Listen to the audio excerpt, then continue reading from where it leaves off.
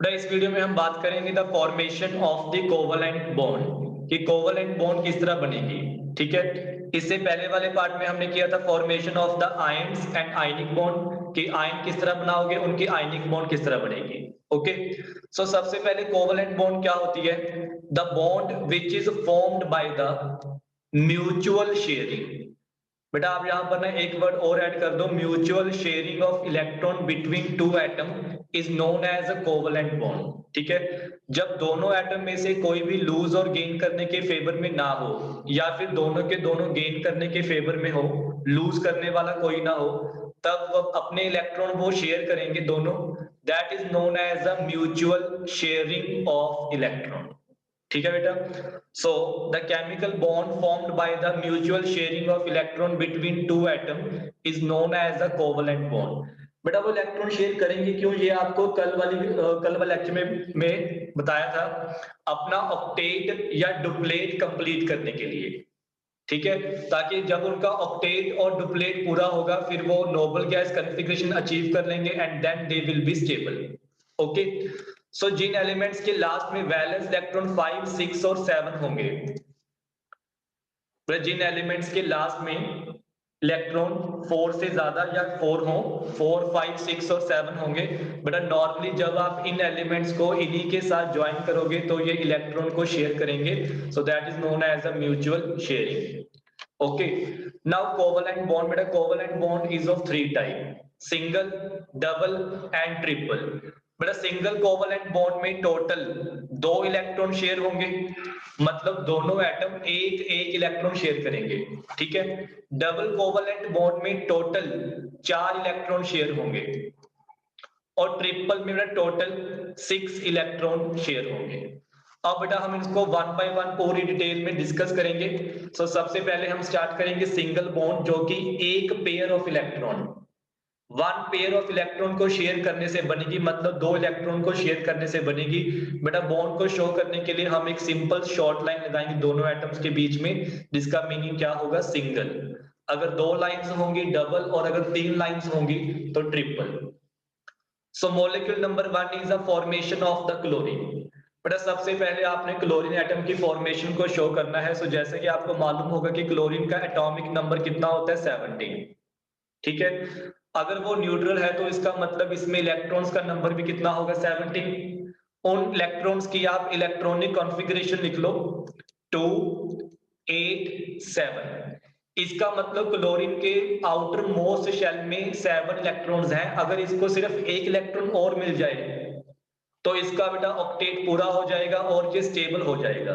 ठीक है, तो हमने क्लोरीन का लुईस डॉट स्ट्रक्चर या फिर इलेक्ट्रॉन डॉट डायग्राम ड्रॉ कर लिया, जो आपको लास्ट में लेक्चर में बताया था कि किस तरह ड्रॉ करना होता है। एटम का सिंबल लिख के उसके अराउंड उसके वैलेंस इलेक्ट्रॉन्स को डॉट्स की फॉर्म में शो कर दो। ओके, सो 2, 8, 7। अब दूसरा एटम भी क्लोरीन का है, ठीक है, जिसको भी अपना ऑक्टेट पूरा करने के लिए एक इलेक्ट्रॉन चाहिए। तो अब बेटा दोनों में से लूज करने के फेवर में कोई नहीं है, दोनों के दोनों गेन करने के फेवर में है, तो ऑब्वियस ही बात है कि गेन तो यहां पर होगा नहीं। सो बेटा बेटर क्या होगा, शेयरिंग। दोनों एटम्स अपने एक एक इलेक्ट्रॉन पेयर शेयर करेंगे, सॉरी पेयर नहीं, एक इलेक्ट्रॉन। ठीक है, दोनों एटम एक एक इलेक्ट्रॉन बेटा शेयर करेंगे, और शेयर करने के बाद वो क्या बन जाएगा, शेयर्ड पेयर, और दोनों एटम के बीच में क्या बन जाएगी, बॉन्डिंग। बेटा आपको ये मैं एक बार बना के दिखाता हूं किस तरह आपने इसको शो करना है।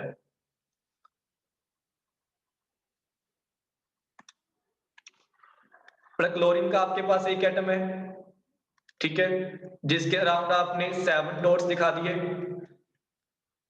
मतलब 7 वैलेंस इलेक्ट्रॉन। सिमिलरली एक एटम हो रहा है बेटा हमारे पास जिसमें वैलेंस इलेक्ट्रॉन सेम ही होंगे। तो अब आपने क्या करना है, अब आपने दोनों का ऑक्टेट कंप्लीट करना है। ये तो पहले वाले क्लोरीन का ऑक्टेट पूरा हो गया, ठीक है बेटा, 7 उसके खुद के पास थे, एक उसने दूसरे से शेयर कर लिया। अब बारी है दूसरे एटम की, उसका भी आपने ऑक्टेट कंप्लीट करना है। ये लो बेटा, दूसरे एटम का भी ऑक्टेट पूरा हो गया, 7 उसके अपने थे, एक उसने दूसरे से शेयर कर लिया। तो इस तरह बेटा टोटल मिला के एक इलेक्ट्रॉन पेयर शेयर हो गया और जिसका मतलब क्लोरीन के बीच सिंगल बॉन्ड बन गई। ठीक है, सिमिलरली इसी तरह अगर आपसे पूछा जाए या आपको कहा जाए कि फ्लोरीन का मॉलिक्यूल ड्रॉ करो, फ्लोरीन का, बेटा वो भी एग्जैक्ट इसी तरह बनेगा, क्योंकि फ्लोरीन का एटॉमिक नंबर कितना होता है 9। अगर इसका एटॉमिक नंबर 9 है तो इसका मतलब इसमें इलेक्ट्रॉन्स भी कितने होंगे 9। जब आप इनको डिवाइड करोगे पहले 2 फिर 7, जब वैलेंस इलेक्ट्रॉन्स का नंबर सेम है तो इसका मतलब शेयरिंग भी सेम होगी और फ्लोरीन के बीच जो बॉन्डिंग बनेगी वो भी सिंगल बनेगी। ठीक है जी, मतलब बेटा फ्लोरीन, क्लोरीन, ब्रोमीन, आयोडीन, ये सारे के सारे बेटा एक ही ग्रुप के एलिमेंट्स है ना, ग्रुप नंबर 17 के, तो सभी के बीच सिंगल बॉन्ड आएगी। क्लियर? सो ये था हमारा फर्स्ट मॉलिक्यूल। इसके बाद मेरा सेकंड मॉलिक्यूल बेटा वो दिखा रहे हैं हम हाइड्रोजन का। ठीक है, सो देखते हैं कि ये मॉलिक्यूल कैसे बनेगा। हाइड्रोजन का एटॉमिक नंबर कितना होता है 1, तो इसका मतलब इसमें इलेक्ट्रॉन भी एक ही होएगा। अब दो एटम्स है बेटा हमारे पास, तो दोनों ने अपना एक इलेक्ट्रॉन शेयर करना है। हाइड्रोजन जो है ना ये अपना ऑक्टेट नहीं डुप्लेट कंप्लीट करेगा, 2 इलेक्ट्रॉन। ये लेफ्ट वाले ने अपना कंप्लीट कर लिया और इस तरह राइट वाले ने कंप्लीट कर लिया।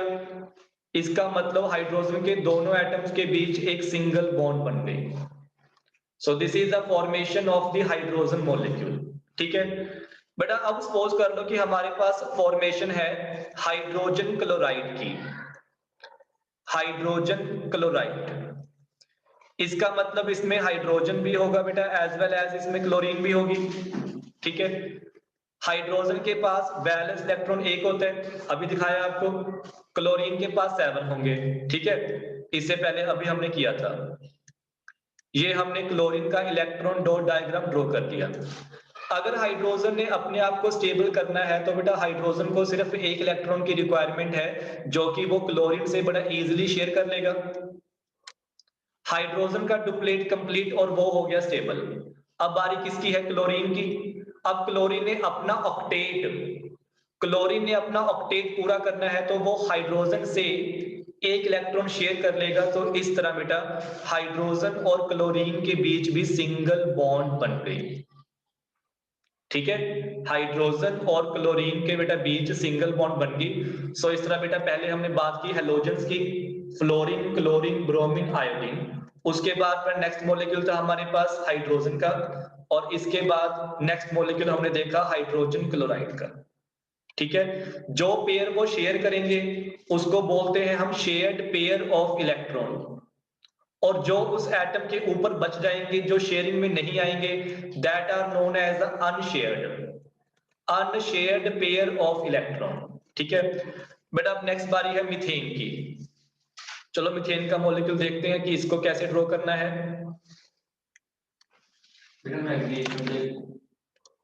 बेटा मीथेन का फॉर्मूला क्या होता है? CH4। ठीक है, CH4। थोड़ा मतलब इसमें एक तो कार्बन है और बाकी इसमें है हाइड्रोजन। कार्बन का एटॉमिक नंबर कितना होता है? 6। इलेक्ट्रॉन कितने होंगे इसमें? 6। पहले आप उसकी कॉन्फ़िगरेशन लिखो, फर्स्ट शेल में 2, उसके बाद आएंगे 4। ठीक है जी, सो ये तो बेटा हमने ड्रॉ कर लिया कार्बन का इलेक्ट्रॉन डॉट स्ट्रक्चर, कार्बन का सिंबल लिख के उसके अराउंड 4 इलेक्ट्रॉन शो कर दिए। अब बारी किसकी है? हाइड्रोजन की, जिसमें इलेक्ट्रॉन एक ही होगा। अभी कुछ कंपाउंड्स करवाए थे आपको इसके, तो इसका मतलब बेटा हाइड्रोजन के 4 एटम्स यहां पर आपको यूज करने पड़ेंगे। ठीक है, अब प्लीज ध्यान से देखना कि किस तरह हम इनके ऑक्टेट और डुप्लेट कंप्लीट करेंगे। हाइड्रोजन ने अपना डुप्लेट पूरा करना है बेटा, इस हाइड्रोजन ने तो अपना डुप्लेट कंप्लीट कर लिया कार्बन से एक इलेक्ट्रॉन लेके। ठीक है बेटा, इसने भी कंप्लीट कर लिया। राइट वाले की बेटा बारी है, इसने भी अपना ऑक्टेट कंप्लीट कर लिया, और नीचे वाले हाइड्रोजन ने भी अपना डुप्लेट पूरा कर लिया। ठीक है, जितने भी बेटा हमारे पास हाइड्रोजन के एटम्स है, यहाँ पर 4 है ना, तो 4 के 4 एटम्स ने अपना डुप्लेट कंप्लीट कर लिया। तो ये तो हो गया स्टेबल। अब किसकी बारी है? कार्बन की। और कार्बन बेटा अपना ऑक्टेट कंप्लीट करेगा। तो अब आपने कार्बन का ऑक्टेट कंप्लीट किया वो दिखाना है। देखो किस तरह दिखाएंगे। 4 इलेक्ट्रॉन तो कार्बन के पास खुद के थे, ठीक है, और 4 एटम से वो 4 इलेक्ट्रॉन, मतलब कि हर एक एटम से एक एक इलेक्ट्रॉन वो क्या कर लेगा? शेयर। तो ये हो गया बेटा कार्बन का ऑक्टेट कंप्लीट, ठीक है। अब आप इसको सिंपल लाइन डायग्राम भी दिखा दो कि कार्बन था सेंटर में और कार्बन के साथ 4 सिंगल बॉन्ड बना के H लगा दो। ये बन गया बेटा मीथेन का molecule. Clear? So next molecule is the carbon tetrachloride. बेटा as the name indicate carbon tetra मतलब बेटा एक तो कार्बन होगा, टेट्रा का मतलब 4 और 4 एटम किसके होंगे? क्लोरीन के, ठीक है। अब हम इसकी फॉर्मेशन करेंगे। बेटा इन सभी के आपको वैलेंस इलेक्ट्रॉन तो मालूम ही होंगे। अब कार्बन टेट्रा क्लोराइड मतलब एक एटम कार्बन का और 4 एटम क्लोरीन के, ठीक है। हमने देखा था कि कार्बन में वैलेंस इलेक्ट्रॉन का नंबर 4 होता है, तो ये तो ड्रॉ कर लिया कार्बन का लुईस डॉट स्ट्रक्चर, ठीक है जी। इसके बाद क्लोरीन, क्लोरीन में बेटा 7 थे ना, तो क्लोरीन के 4 एटम्स बना दो उनके 7 वैलेंस इलेक्ट्रॉन्स के साथ, ठीक है। ये 2 बन गए बेटा, ये थर्ड बन गया। और अब बारी है लास्ट की। अब यहां पर दोनों के दोनों एटम बेटा अपना ऑक्टेट कंप्लीट करेंगे, ठीक है। ऑक्टेट सबसे पहले बारी है क्लोरीन की। ये बेटा क्लोरीन का ऑक्टेट पूरा हो गया। 7 खुद के पास थे, एक उसने कार्बन से शेयर कर लिया, ठीक है। सिमिलरली जो बाकी क्लोरीन के एटम्स हैं वो भी इसी तरह अपना ऑक्टेट कंप्लीट करेंगे और बेटा सारे के सारे क्लोरीन तो हो गए स्टेबल, क्योंकि उन्होंने तो नोबल गैस कॉन्फ़िगरेशन को अचीव कर लिया। अब बारी है कार्बन की, ठीक है। पर कार्बन भी इस तरह सभी से शेयर कर लेगा, ठीक है जी। तो कार्बन का भी ऑक्टेट पूरा हो गया और क्लोरीन का भी ऑक्टेट पूरा हो गया। इस तरह बेटा ये बन गया हमारे पास carbon tetrachloride. Clear? Next molecule, next molecule है हमारे पास जी वाटर। अब हम देखते हैं कि वाटर को कैसे ड्रॉ करेंगे, कैसे इसका स्ट्रक्चर बनेगा। वाटर में आपको मालूम होगा कि एक तो होता है हाइड्रोजन बेटा, एक होता है ऑक्सीजन, मतलब कि एटम्स एलिमेंट्स, एक तो होगा हाइड्रोजन और एक क्या होगा? ऑक्सीजन। ऑक्सीजन का एटॉमिक नंबर कितना होगा? 8। इसका मतलब इसमें इलेक्ट्रॉन कितने होंगे? 8। इनको पहले कॉन्फ़िगरेशन लिख लो इनकी, 2 6। इसका मतलब बेटा ऑक्सीजन के अराउंड 6 वैलेंस इलेक्ट्रॉन्स पड़े हैं। अगर ऑक्सीजन ने अपना ऑक्टेट पूरा करना है तो ये 2 इलेक्ट्रॉन शेयर करेगा, ठीक है। इसको ऑक्टेट पूरा करने के लिए 2 इलेक्ट्रॉन्स की रिक्वायरमेंट है। तो अब यहां पर हाइड्रोजन के 2 एटम्स यूज होंगे जिनके पास वैलेंस इलेक्ट्रॉन सिर्फ एक ही होता है। हाइड्रोजन ने अपना डुप्लेट पूरा करना है तो ये उसने कर लिया। सिमिलरली दूसरे एटम ने भी अपना डुप्लेट पूरा कर लिया। अब बारी किसकी है? ऑक्सीजन की। ऑक्सीजन ने अपना ऑक्टेट पूरा करना है, ये लो बेटा। और ये ऑक्सीजन ने अपना ऑक्टेट 6 खुद के पास थे और 2 एटम्स कहां से आ गए? हाइड्रोजन से, ठीक है ना। उसका ऑक्टेट पूरा हो गया। तो इस तरह ये बन गया हमारे पास वाटर का मॉलिक्यूल। और ऑक्सीजन के ऊपर बच गए 2 लोन पेयर, मतलब कि unshared pair of electrons. Clear? इसके बाद में नेक्स्ट एक एग्जांपल हमारे पास और है अमोनिया की। लेट्स सी अमोनिया कैसे बनेगा बेटा। अमोनिया में कौन कौन से एलिमेंट्स प्रेजेंट है? नाइट्रोजन और एक पड़ा है हाइड्रोजन, ठीक है। नाइट्रोजन का एटॉमिक नंबर कितना होता है? 7। इसका मतलब इलेक्ट्रॉन भी 7 ही होंगे इसमें, ठीक है। पहले 2 आएंगे फिर 5। नाइट्रोजन में बेटा 5 वैलेंस इलेक्ट्रॉन आ गए। इसका मतलब नाइट्रोजन को 3 इलेक्ट्रॉन्स की रिक्वायरमेंट है अपना ऑक्टेट पूरा करने के लिए, ठीक है।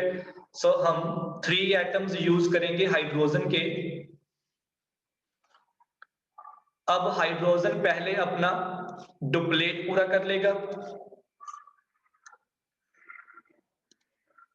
ये लो बेटा, ये डुप्लेट पूरा हो गया। अब किसकी बारी है? नाइट्रोजन की, जो अपना ऑक्टेट पूरा करेगा। और ये बेटा इसका ऑक्टेट कंप्लीट हो गया, ये बन गया हमारे पास अमोनिया फॉर्मेशन मॉलिक्यूल कंप्लीट हो गई, जिसके ऊपर एक लॉन पेयर या फिर unshared pair of electron present है। ठीक है जी बेटा, आपको ना मैं एक मॉलिक्यूल और करवा रहा हूं इथेन का। जैसे हमने मीथेन किया था ना, वैसे एक होता है इथेन, जिसका फॉर्मूला होता है C2H6। C2H6 मतलब 2 एटम्स कार्बन के हैं और 6 एटम्स हैं हाइड्रोजन के। बेटा अब इनके वैलेंस इलेक्ट्रॉन्स कितने हैं ये सब आपको मालूम है। पहले कार्बन के 2 एटम्स ड्रॉ कर लो, और इसमें वैलेंस इलेक्ट्रॉन 4 होते हैं, तो कार्बन के अराउंड, दोनों कार्बन के अराउंड 4 डॉट्स बना दो। ठीक है जी, 6 हाइड्रोजन है ना, दोनों कार्बन को बेटा 3 इक्वल डिवाइड कर दो। ये बेटा इक्वली डिवाइड हो गए। ठीक है, पहले जो हाइड्रोजन है वो अपना डुप्लेट कंप्लीट करेगा,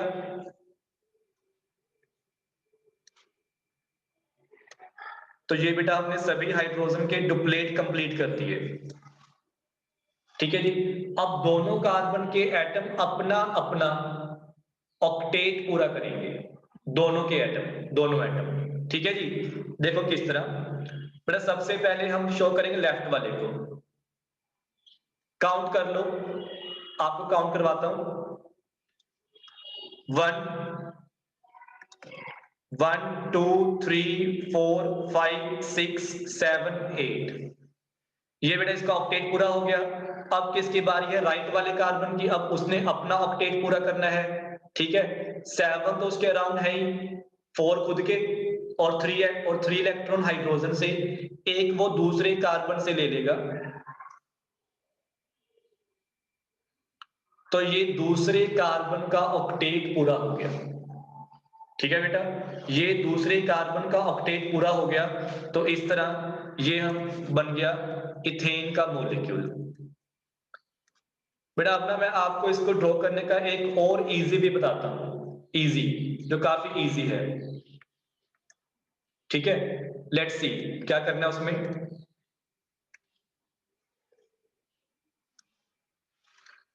अगर ना बेटा आपको, आपके पास कार्बन और हाइड्रोजन का कोई भी कंपाउंड आ जाए, तो आप इस ट्रिक को यूज करना, काफी इजी होगा। मैं दिखाता हूं आपको यूज करके। अभी आपको इतना तो मालूम हो ही गया कि कार्बन की जो वैलेंसी है वो 4 है, मतलब कार्बन के अराउंड 4 बॉन्ड्स बनने चाहिए कार्बन को कंप्लीट करने के लिए। ठीक है, हाइड्रोजन इसकी वैलेंसी 1 है, मतलब इसके अराउंड आपने सिर्फ एक बॉन्ड ही ड्रॉ करनी है कि नहीं बेटा? कार्बन की वैलेंसी 4 है, मतलब 4 बॉन्ड्स बनेंगी, और हाइड्रोजन की वैलेंसी 1 है, मतलब एक बॉन्ड बनेगी। ठीक है, अब मान लो आपको पेपर में या एग्जामिनेशन में, टेस्ट में, ये 3 मॉलिक्यूल्स में से कोई भी मॉलिक्यूल ड्रॉ करना आ गया। बेटा इसमें मैंने डबल बॉन्ड, ट्रिपल बॉन्ड भी काउंट कर लिए, लेकिन वो वैसे करवाना है आपको, लेकिन ट्रिक में यूज हो जाएंगे। पहला मॉलिक्यूल है C2H6, इसको बोलते हैं हम इथेन। सेकंड मॉलिक्यूल है C2H4, this is known as ethene, while third one is C2H2, this one is known as the ethyne. ठीक है, number 1 ethane, number 2 ethene, number 3 ethyne. अब बेटा मान लो कि मैंने आपसे पूछा कि आप मुझे ये मॉलिक्यूल ड्रॉ करके दिखाओ, तो आपने क्या करना है? 2 कार्बन है ना, पहले दोनों कार्बन को लिख लो। नेक्स्ट मॉलिक्यूल में फिर से 2 कार्बन है, लिख लो, और थर्ड मॉलिक्यूल में फिर से 2 कार्बन है, उनको लिख लो। ठीक है, इसके बाद पहले मॉलिक्यूल में है हमारे पास 6 हाइड्रोजन, दोनों कार्बन्स के ऊपर आप इक्वली डिवाइड कर दो, तो इसका मतलब सर दोनों कार्बन के पास कितने कितने आएंगे? 3 3, ये हो गया। अब बारी है अगले एटम की बेटा, अगले मॉलिक्यूल की। अगले मॉलिक्यूल में टोटल है 4 हाइड्रोजन। तो इसका मतलब अगर हम इक्वली डिवाइड करें तो दोनों कार्बन के पास कितने आएंगे? 2 2।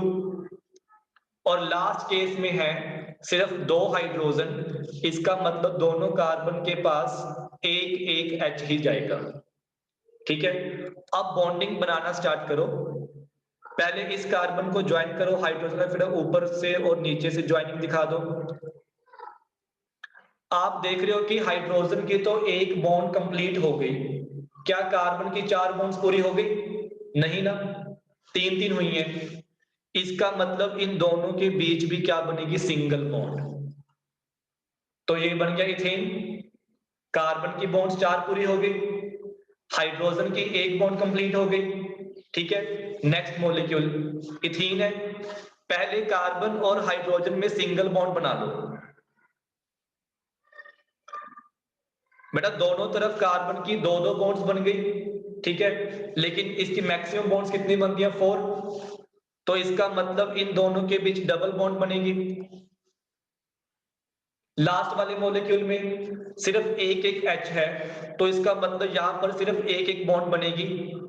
कार्बन की 3 बॉन्ड्स पेंडिंग हैं, 3। तो इसका मतलब दोनों कार्बन के बीच आपने ट्रिपल बॉन्ड दिखानी है। ठीक है, कार्बन की 4 बॉन्ड्स बनती हैं, हाइड्रोजन की एक बॉन्ड। वैसे अगर कभी आपको नाइट्रोजन का कोई मॉलिक्यूल आ जाए जैसे अमोनिया था, या फिर ऑक्सीजन का कोई आ जाए जैसे वाटर था, बड़े इस बात को याद रखना कि कार्बन की वैलेंसी 4 थी, 4 बॉन्ड्स दिखानी है। नाइट्रोजन की वैलेंसी 3 होती है, 3 बॉन्ड्स बनेंगी। ऑक्सीजन की वैलेंसी 2 होती है, 2 बॉन्ड्स बनेंगी। और हाइड्रोजन की वैलेंसी 1 होती है, सिर्फ एक बॉन्ड ही बनेगी। क्लियर? ठीक है, अगर आपने ये दिखाना हो कि यहां पर इलेक्ट्रॉन्स दिखाओ, इलेक्ट्रॉन्स कैसे दिखाओगे आप? बेटा 1 bond is equal to 2 electrons. 1 bond is equal to 2 electron. तो जहां पर भी एक बॉन्ड है तो इसका मतलब वहां पर इलेक्ट्रॉन 2 होंगे। तो पहले वाले मॉलिक्यूल में सभी सिंगल बॉन्ड्स ही हैं, तो आप 2 2 इलेक्ट्रॉन्स अलग से डायग्राम बना के दिखा सकते हो। अगले वाले मॉलिक्यूल में जहां पर तो सिंगल बॉन्ड है वहां पर 2 2 इलेक्ट्रॉन बना लो, और जहां पर डबल बॉन्ड है वहां पर बनेंगे 4 इलेक्ट्रॉन्स। 4। ठीक है बेटा, यहाँ पर सारे रूल फॉलो हो रहे हैं। कार्बन का ऑक्टेट पूरा है और हाइड्रोजन का डुप्लेट पूरा है। और थर्ड वाले मॉलिक्यूल में कार्बन और H के बीच तो इलेक्ट्रॉन 2 2 आएंगे, लेकिन कार्बन कार्बन के बीच ट्रिपल बॉन्ड है, 3 बॉन्ड्स का मतलब 6 इलेक्ट्रॉन्स आएंगे यहाँ पर। 1 2 3 4 5 6। तो ये थे बेटा हमारे कोवलेंट कंपाउंड्स में फर्स्ट टाइप सिंगल बॉन्ड किस तरह मॉलिक्यूल्स बनाने हैं आपने। ठीक है, कुछ हमारे पास हमने डबल बॉन्ड और ट्रिपल बॉन्ड देख लिए, वैसे उनको अभी हम अलग से करेंगे। But I hope so this will be clear to all of you.